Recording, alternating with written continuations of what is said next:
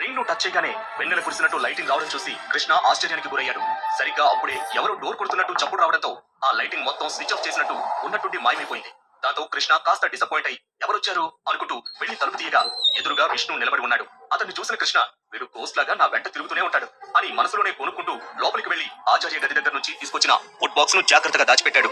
విష్ణు లోపలికి రాగానే రే కృష్ణ, ఆచార్య చనిపోయాడంట కదా, ఇక నీ ఇంట్రెస్ట్ చచ్చిపోతుందా అని అర్థం కానట్టు అడిగాడు.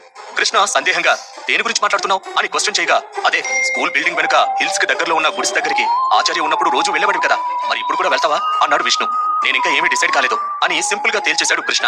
ఓ థింక్ చెయ్యాలా, అయితే ఓకే. ఇంతకు ఆచార్య రూమ్ లో ఏముంది అని విష్ణు ఎక్సైట్మెంట్ తో అడిగాడు. ఆ మూల పంచరంలో దిగులుగా కనిపిస్తోందే ఆ పావురం ఉంది.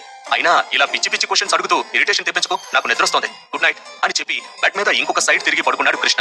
అలా పడుకున్న అతనికి రింగ్ టచ్ చేయగానే రూమ్ మొత్తం లైటింగ్ స్ప్రెడ్ అయిన మూమెంట్ పదే పదే గుర్తొస్తోంది. ఆ ఆలోచనని ఎలా అయినా అవాయిడ్ చేయాలనే ఉద్దేశంతో గట్టి